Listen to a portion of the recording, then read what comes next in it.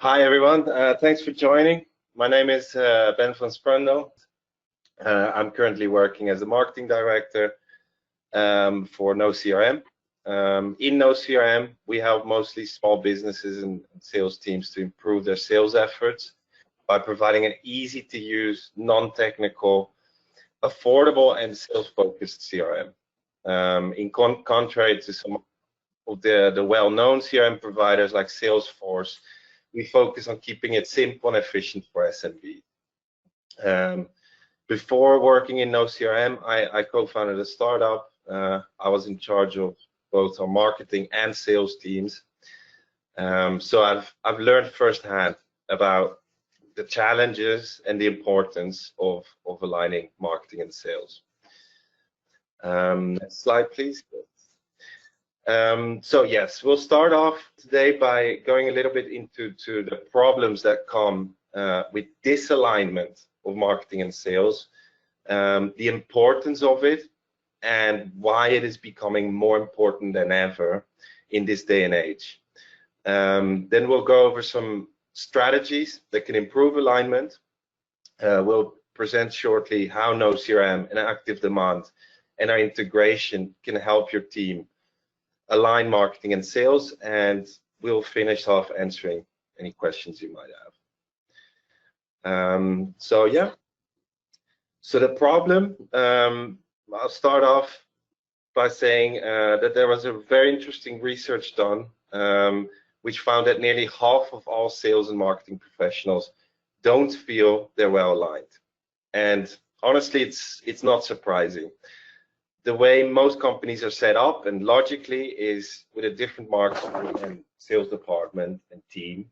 And this usually implicates that companies have a different buyer journey, different KPIs to measure success. Marketing focuses on getting leads, sales focuses on converting leads. And as a result, companies face a dual challenge, reaching as many leads or potential customers as possible for the marketing team, and getting the highest conversion or purchase rates from the sales teams. But without effective alignment between sales and marketing, this is a little bit like shooting in the dark. Even as marketing generates potential leads, sales can't capitalize because both teams have different priorities. And this lack of alignment has a significant impact on company performance, with the main factors being lost revenue, of course, but also a poor customer impression and a poor customer experience, wasted efforts on both the marketing and sales teams, and a loss of qualified leads. Next slide, please. So as you see in the graph here, it is one of the main focuses of companies with over 200 employees. It's actually the third biggest marketing priority for these companies. You see, number one is generating more leads. The second is converting more leads. And the third is sales and marketing alignment. And it's easy to see why. In another study done, it showed that companies that have a strong marketing and sales alignment, with some of these companies even running the two teams in the same department, can make a significant improvement. On average, they found that companies with high sales and marketing alignment generate 32% higher revenue, retain 36% more customers, achieve 38% higher win rates, have 24% faster growth rates, and 27% faster profit growth rates. It also found that high alignment generates higher brand awareness and a higher average deal size. So you can see that these are significant numbers, and you can see why it is and should be such a high priority for many companies. So good. The importance is clear, I think, but what is also very important to mention is that it's becoming more and more important than ever to focus on it now. Why? The number one reason is because consumer habits have evolved and are evolving. and the old sales techniques work less efficiently. More and more of the purchase process is happening online and without salespeople because of some changing consumer habits. In today's day and age, 92% of buyers start with an information search.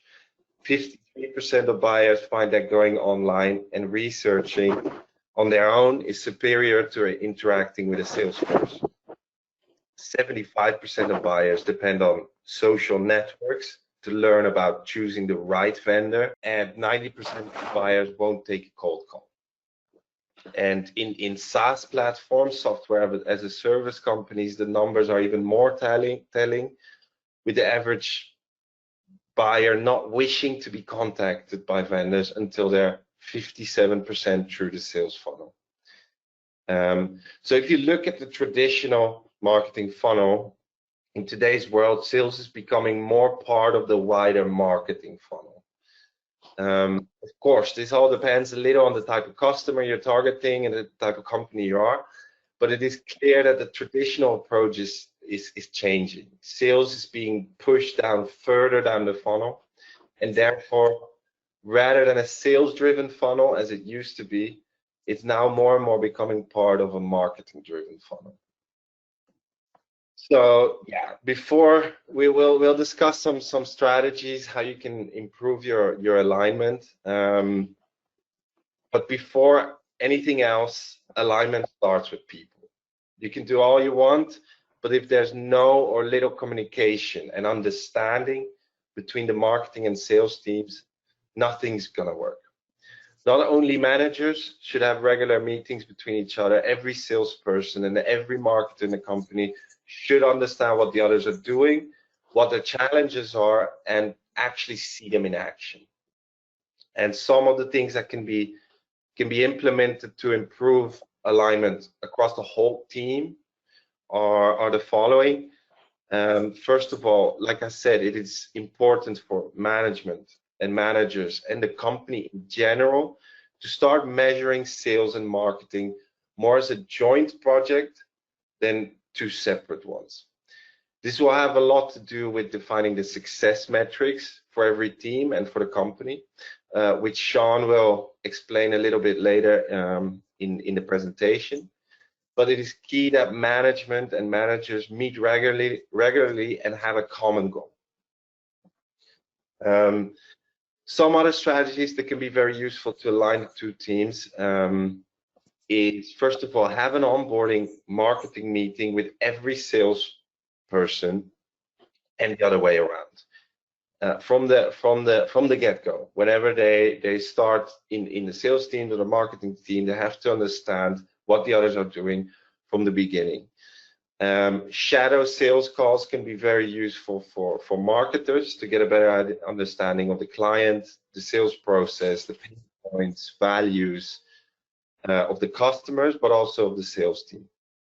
And for the sales team, join in on marketing meetings to really get a better picture on what they are doing. Another I've done this in my own startup, which worked very well, is win-loss reviews with the full sales and marketing teams. What's a win-loss review? In a win-loss review, your salespeople basically go through the top 3 wins and the top 3 losses together with the marketing team, and they talk about the customer and about what won or lost the deal. And doing this like once a month or every few weeks, each side can learn so much about what works and what doesn't. They really get a detailed insight into your buying personas and your target audience, and of course their pain points and values. And through that, they can adapt either the marketing or the sales approach. Another very good strategy is a buddy system. In a buddy system, you basically take one salesperson and one marketer and you pair them up. And the goal, it really is to make sales and marketing better together. There's no strict guidelines. No one tells them what to do. It's just an open-ended goal to improve the customer experience and eventually the conversion. And usually this results in salespeople talking with the marketer about a specific problem that they're experiencing during the sale or on closing. And then usually the two of them will work together to come up with a solution.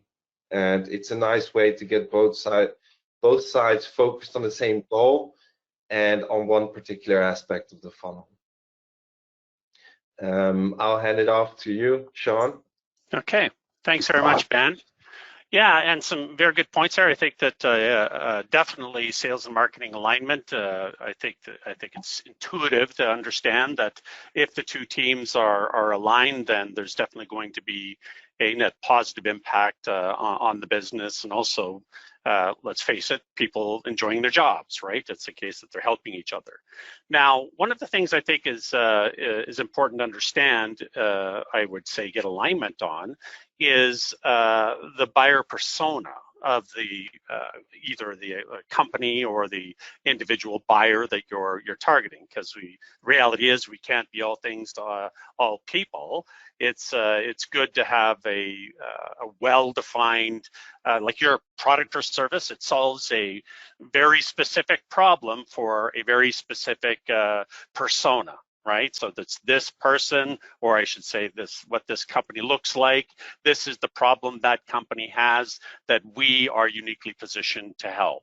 So if you've defined, if it's a case that sales thinks it's one thing and marketing thinks it's another, clearly there's going to be a lot of problems, right?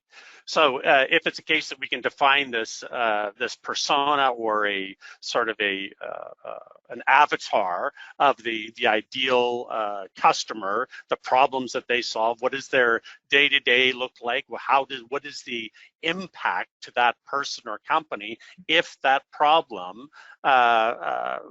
is left unsolved? Right? Because it's great that you solve a problem, but if that problem is just an irritation, it's a case that clearly it's going to be very difficult to get this person to this persona to engage. So if it's a case that you can agree both on the sales and marketing side is who is that person? What do they look like? Or what is that company? What do they look like?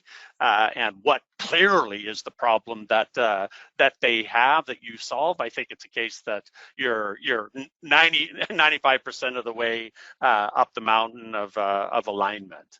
So if it's a case that we understand what this problem is, and that marketing is really pushing, you know, that this is the pain, and we are the right solution to solve that pain.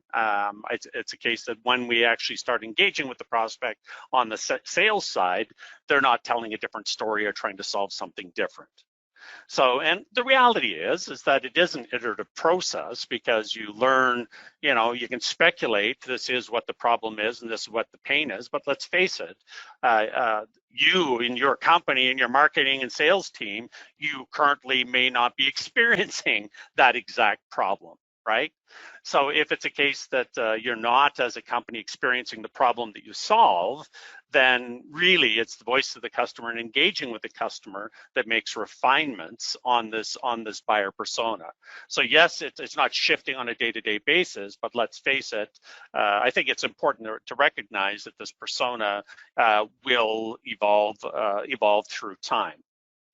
And it's a case that another very important thing with regards to alignment is KPIs. How are you measuring success? And I think it's important to step back and realize that it doesn't matter what your role in your company is, you all have the same goal, and that goal is to increase revenue for the company.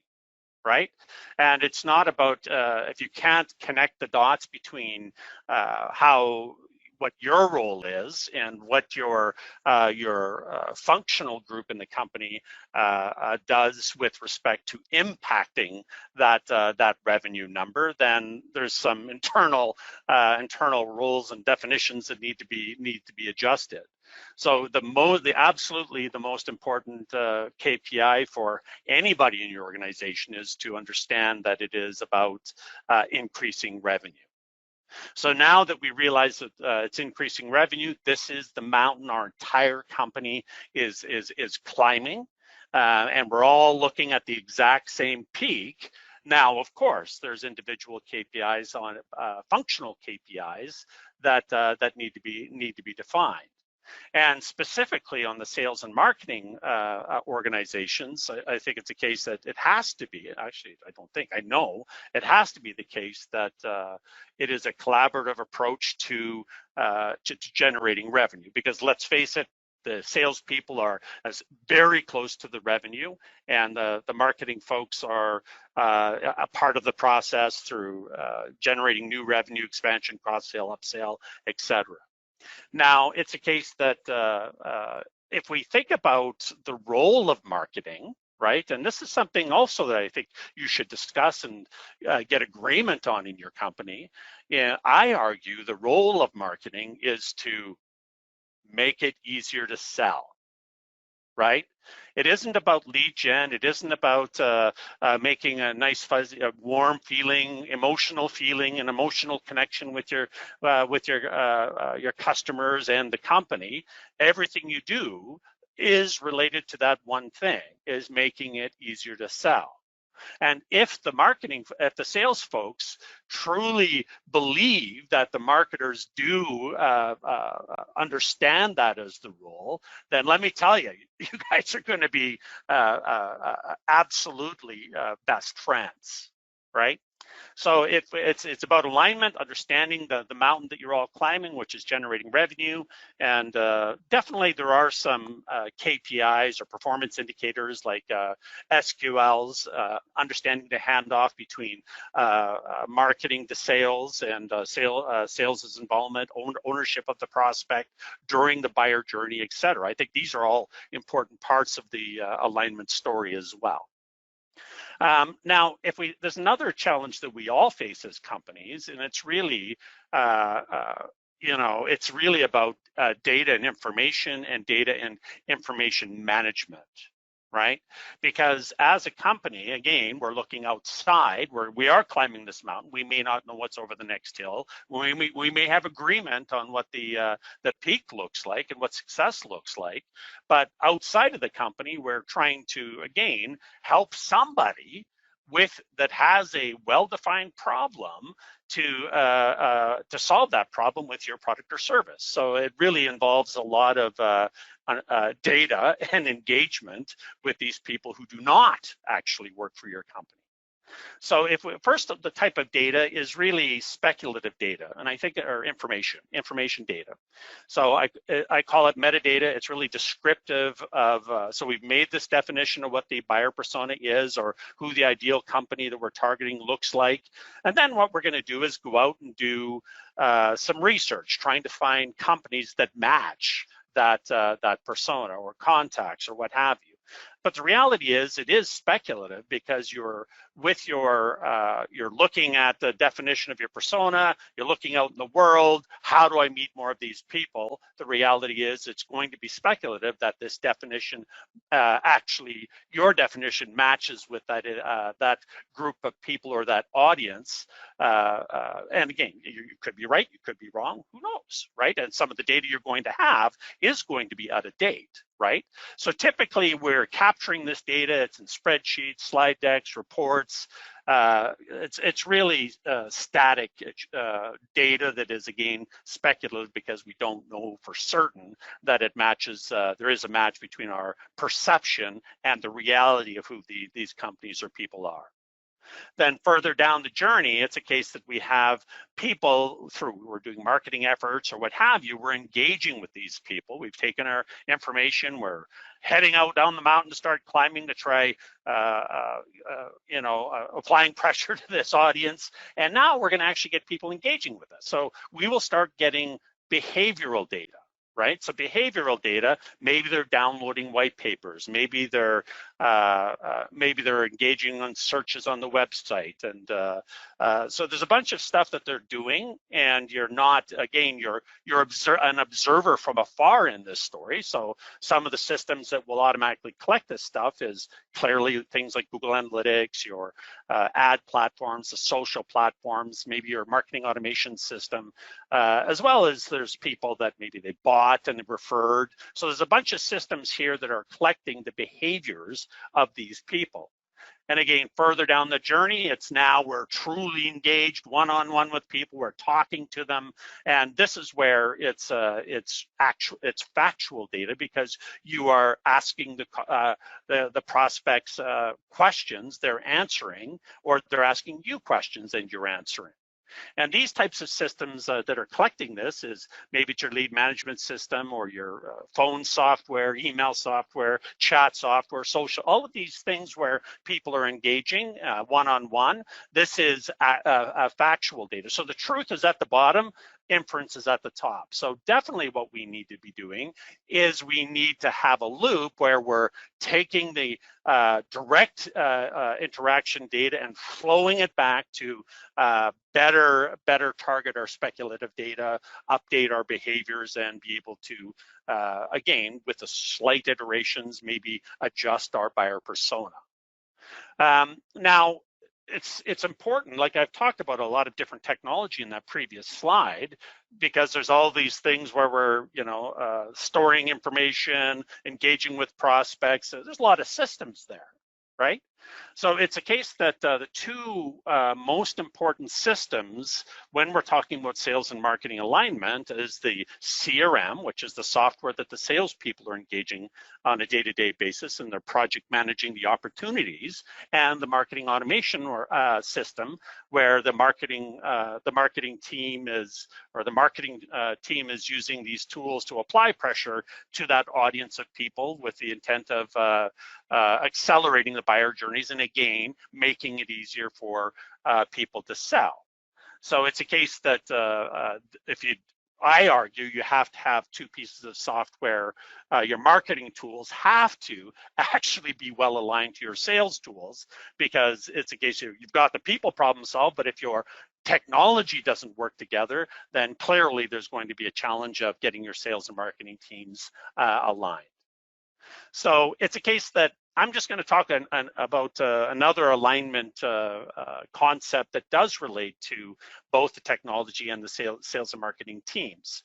If we think about the funnel, so we have this sales funnel. This sales funnel is well defined. We know our salespeople are engaged, and they're engaging with an audience of people that have a problem, have a need, and are willing to engage with the sales organization. And it is funnel shaped because there's more people at the top than there is at the bottom, because there is going, oh, this actually, you don't solve the problem, your competitor does, or what have you. Superimposed on that sales funnel is the marketing funnel. And of course, again, the marketing funnel is much larger, because there's people up here that, my mom is at the top of the funnel, and she probably doesn't have the problem that your company uniquely solves. So clearly it's much larger. So one of the aspects of this sales and marketing funnels is traditionally, and Ben mentioned this in one of the previous slides, we think about marketing as managing the top of the funnel and the marketing funnel, and then this prospect lead or lead opportunity boundary here is when somebody is ready for sales engagement. They cross this boundary, and we push them off to the sales team. And then once the purchase happens, then typically marketing is taking over the relationship to try to get them to, talk about the wonderful experience they had with your company, share, refer, all of this other type of stuff. Now, this definition between this boundary here between the sales and marketing funnels, it's extremely important, and there needs to be alignment in your company as to what is that boundary? What is the context that defines that this person is truly ready for sales engagement? And it's important to actually be meeting with these two teams to define what that barrier is. Now, what's interesting is that if you look at even your organization, the needs of sales evolve in time, right? And what I mean by needs for sales, like for example, what if we get into the situation where we have too many leads? I know some of you think, oh boy, we're never going to get in that situation. But let's face it, if you have a longer sales cycle and you introduce your salespeople to, say, you know, a group of really good opportunities, they're going to be focusing on closing these big deals and allocating their time accordingly. Where some of the leads, maybe they're going to fall on the ground or they're not going to chase them, which is a waste of resources, right? So I argue that this barrier shifts if your sales and marketing teams are truly aligned. Because if you have too many leads, then what marketing should be doing is they should be adding friction. And with the addition of friction, they're increasing the quality of the leads. So what they're really doing is moving this lead opportunity boundary, while the sales organization, instead of them, you know, being overloaded, now you're really getting them engaged with the leads that have spent more time with marketing, right? And maybe it's the case that you are actually start hiring salespeople because of this whole scenario where, yeah, we have too many leads, let's crank up the friction, let's hire some salespeople and start onboarding them. And then if it's a case that we start onboarding them, then we're going to have some hungry people that have no accounts to chase and nothing to do. So we get back into the scenario of sales does not have enough leads. So again, what we do is and in this case, what we're doing is we're reducing the friction and handing over the leads earlier in the funnel, so that maybe it's a case that these new salespeople have people to talk to and start getting that direct engagement and collecting the data, feeding it back into the data systems. So again, the whole story here is that it is about sales and marketing alignment, and it is about shifting and communicating this barrier, for example, between the sales and marketing organizations. Now, one of the things that we want to talk about is technology, right? So definitely on the marketing side, traditionally what we've been doing is just grabbing at tools to try to solve the marketing problem. And then it's definitely something that the sales organization should be doing, is getting out of using spreadsheets or whatever it is they're using to track the leads and engaging and project managing the opportunities. They should be buying a CRM. Now, the problem with this picture here with all of these tools is that the challenge, you know, all these tools are, the tools aren't the problem. The problem is what's missing in this picture is actually the prospect, right? The prospect on the marketing funnel are spread out amongst all these different tools. So there's no real vision of the buyer journey, because it is spread out amongst all these different tools. And if we think about back to the role of marketing, which is to make it easier to sell, if we don't truly understand the buyer journey, and we have no ability to actually accelerate the buyer journey, so our analytics become very difficult. We're really just looking at last touch attribution, this type of stuff. So it ends up being, one is marketing looks like they don't have their act together, but two is that it's we can't move that threshold up and down very easily because of the lead opportunity boundary, because it's spread out amongst all these different tools. So I argue that really you need a strategy on the technology that aligns as well as your people do. And hence, I'm going to talk a bit about Active Demand and NoCRM together, and how they connect to make what I call a funnel acceleration platform. So now back to this diagram here. If we think about the marketing funnel, Active Demand acts as the tool set used by marketers for applying pressure to a large population of people with the intent of accelerating buyer journeys. Accelerating buyer journeys to where, again, we're going to pass this relationship off to the sales organization at this barrier here, which I talked about before. Now, one of the important parts of this diagram is philosophy of data ownership or prospect ownership, right? So in sales and marketing, it's extremely important to understand who is the quarterback at this part of the journey, so to speak? Who owns the relationship? I argue the marketers own the relationship for everybody at the top of the funnel. So really the marketing system becomes what I call the system of record or data master in this diagram for everybody that is above this line. And then once we cross this line and we pass that relationship off to the sales organization, now the CRM becomes the data master because the salespeople are now becoming the owner of the relationship, right? And if they're owning the relationship, and the reality is it's a case that all of their engagement, again, this factual data that they're getting while engaging with these prospects is being recorded in their tool, which is, of course, the CRM, no CRM. Now, what I argue, what's extremely important with your technology strategy is that anything that happens in the CRM must be immediately reflected into your marketing stack. Why? Two reasons is, again, the most accurate data in this diagram is in the CRM, right? And it's a case that we as marketers always want, back to a couple of slides ago where I was talking about the closing the information or data loop. If the most accurate data is in the CRM, then it needs to be reflected into the marketing stack. So we as marketers, we absolutely thirst for the most accurate data possible. There's another reason. Now, I argue, like, I don't know about your sales organization, but I know my sales organization. The salespeople are hyper-focused and they live, sleep, you know, they are emotionally engaged in driving revenue, right?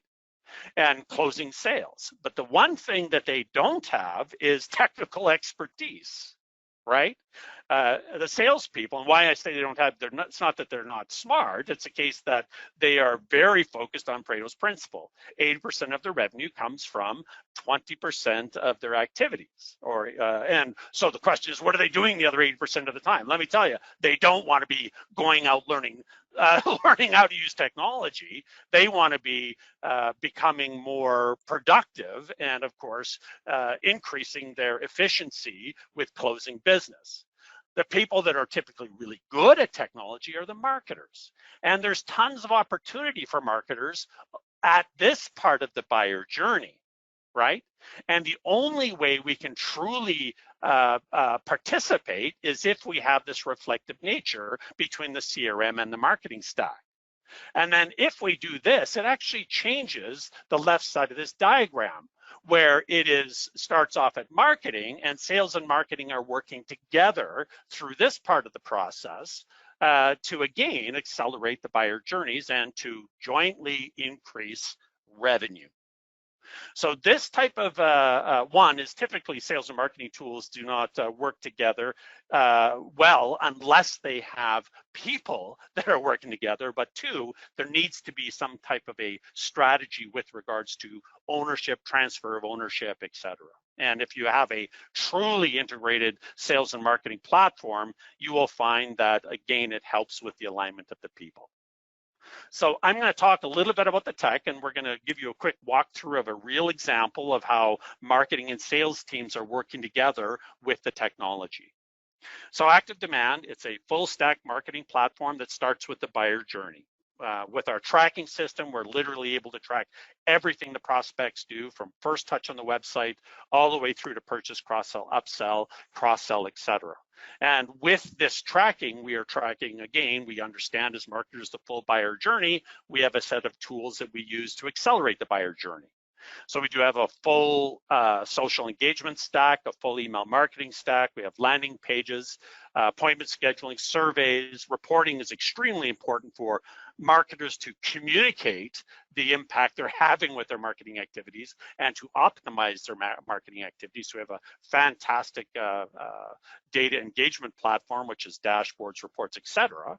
And we are a full automation system. So we have sequencing of tasks, sequencing of buyer journeys, etc. And we have a full call tracking platform for those companies that are, you know, if you spend a bunch of money trying to get somebody to engage and they decide to call you, if you can't make a connection between your marketing effort, marketing spend, and that strong buyer signal, there's clearly a gap in attribution. So we as well have a call tracking platform. And we have a very deep integration with NoCRM, which we'll be showing you here in just a couple of minutes. Ben? Yes. So yes, about NoCRM, I briefly introduced it before, but we really we focus on a few things, but we are mainly an easy to use lead management system focused mostly on small businesses and small sales teams. Our main goals are really to get a consistent and efficient sales process and bringing your salespeople together in one place. The most common problem with CRMs is to get people to use it. A lot of salespeople don't like it, especially in the beginning, because it feels like more work. And sometimes companies start off with a very complicated system, which makes it very difficult to do it. Many CRM systems have a very heavy data input process, which makes it frustrating for salespeople, and especially for SMBs or smaller companies who don't necessarily have the need for extensive data input.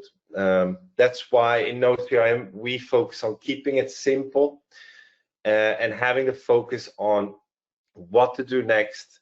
Every salespeople knows what to do next, when, and everything is together in one place. Every salesperson is on the same platform, and yeah, so we have features like lead uploads from Excel pipelines, lead status, team management, data tracking, and there's also dozens of integrations like the one with Active Demand, which is a key integration for your salespeople to get better insights into marketing. But our other integration also can adapt the CRM system to exactly what your company needs. And as your company scales, you can also make it as complex and complete as you need it to be through these integration. So yeah, that's a little bit about NoCRM. Eric will show you shortly how our interface looks and how to set up the integration with Active Demand. If you're interested in trying NoCRM, for attending this webinar, you can try it for free for 30 days. We'll probably share that link in an email after the webinar. I'm just going to walk through a marketing engagement where we're talking about sales and marketing aligning and how it goes from the marketing story through to the sales engagement and with the sales team and them optimizing the process, etc. So this webinar that we're all on right now was actually promoted using the Active Demand platform, which you're seeing here. So clearly in this initiative, it's a case that our two organizations, we identified that sales and marketing alignment is extremely important. Our sales team absolutely drinks from that fountain, as well as the NoCRM sales team as well. So it was a nice story that solves that we as companies, we're constantly focused on this, and we identified that clearly other people are focused on this or should be focused on this as well. So really what we have is the webinar registration page, which all of you folks have seen. And that's an Active Demand landing page. And we promoted it. We used emails. We did social posts. We did, and of course, the folks at NoCRM, they posted links inside their app as well as within their email systems. And we took these emails and we drove people towards this landing page. And then this landing page, it's a case where we want the people to do, of course, is register. Once they've registered, then there's as you all see, there was a confirmation page. Then on the confirmation page, we know, because our system tracks everybody, we know whether or not you have an account with us. So on the confirmation page, we're as well promoting that, hey, maybe you should consider signing up for a trial. So we have these trial pages that we're pushing folks to. And then once the case that you've registered for the webinar, so we have the promotion that we're doing, which is essentially this, we're doing calendar, social posts, etc., which I talked about. Then what we're doing is once the people have registered, then what we want people to do is, of course, attend. So really what we have is a workflow that is, this is an example of marketing automation where somebody registers for the webinar, then there's a sequence that goes on to remind people about the webinar that they signed up for so that they will attend. Right? So it's a case that there's a workflow here, there's a 1 hour reminder depending on where you've signed up, or what time you signed up, which time slot you signed up for. And then it's a case that our SYS software is, of course, tracking whether or not you attended or not. And if you've attended, then what we're going to do is wait for a day, and then we're going to try to get you to, as you will see, fill out a survey. Right? And then if it's a case that you didn't attend, and whether you attended or not, the software is going to send you a link to the recording. Right? So this is what a sequence looks like with marketing automation. So we do this once with the webinar, and then when we do this webinar promotion, we basically take this recipe, clone it, fill out the table of values, which is the speakers, the the pictures of the people, and then literally this entire promotion. It took us about 10 or 15 minutes to set up all landing pages, all content, etc. Because really, when you think about automation, it isn't the automation of people of actions. It's really reducing labor to do promotions. So we create the recipe, deploy the recipe. And you can see here, you can see exactly how many people flowed through each step of the journey, how many people are sitting in a wait state, and exactly who those people are, right? So now, if it's a case that somebody has signed up for the webinar, what we need to do is engage with sales. So we have a workflow, and the workflow is triggered whenever prospects do something like, for example, attend a webinar or sign up for a webinar. And this workflow controls the lead opportunity boundary. So the entire lead opportunity boundary and the friction level is actually controlled here, right? And then once it's a case that somebody does something, we will dynamically assign the lead to the right salesperson, notify them, and then create or transfer the contact off to the CRM and assign the contact owner or the sales rep an activity or schedule an activity for them to do in the CRM. So again, all of this is automated. Now, when people go into NoCRM, what they see is a very simple interface for managing the leads and opportunities that they're engaged with.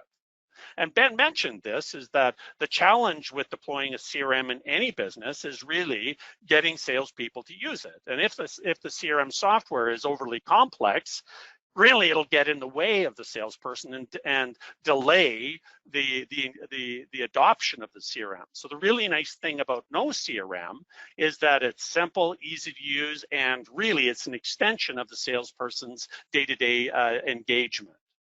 So it's so you see here, these are different leads I'm engaged with. It's a drag and drop interface for moving people through the buyer journey. And as part of our integration with NoCRM, Active Demand is injecting these little bubbles onto each of these cards. And what that is called is our prospect insights. So right now, Active Demand knows everybody that's on the website, and they know right now that Allison's on the website, so it actually turns Allison's bubble green. So when I'm looking here, I can say, wow, Allison's on the website right now, click it, see everything that she's done on the website. I can call her because we have a call interface. It'll auto log the call in the CRM. So it's a case that, again, it's about getting the data that marketers have and injecting it into so that the salespeople, it's accessible to them to make the right decision about who to engage with. Now, in NoCRM, it's a case that one is it's very easy to see, you know, with these blue and red tags. It's a case some of these are well out of date, other ones I have scheduled, etc. So it helps me manage my day-to-day activities. And any of the activities that I'm doing in here are logged automatically on the contact record. So it makes it very easy for me. If I have lots of opportunities, I can see what was it that I talked about last with that individual. Now, it's a case that if I'm using Active Demand's call system, it will literally post the recording to the call directly onto the timeline. And it's a case that we also have what we call account insights. So with Allison, she works for Acme Inc. I can see all the other people that work for Acme Inc. And it's a case that be able to see, you know, if I'm going to call Allison, maybe I need to go talk about what Bob has done on the website, etc. So it gives me something to talk about when I'm engaging with this prospect. And NoCRM as well has a nice lead interface where we, a team can, you know, manage as an entire sales team, lead engagement, lead assignment, uploads of leads, etc. Now with automation, anything that happens, like I mentioned, in this CRM, in NoCRM is immediately reflected back into the marketing stack.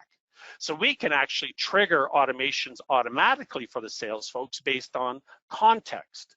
For example, maybe it's a case there's a deal stage change or what have you that happened in NoCRM, and maybe I tried to call them or something like that and I couldn't get a hold of them. So it's a case I can say something like this: hey, tried to call you, you were busy, busy's good.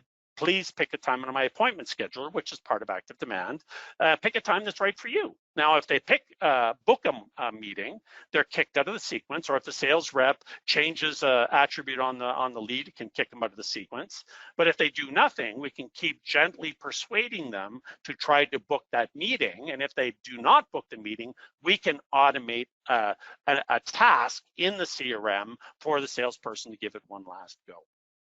So long story short, as you see here, that it's a case that with the sales and marketing systems being aligned, it makes it a lot easier for, one is if the tech's aligned, it makes it very easy, much easier for the people to become aligned.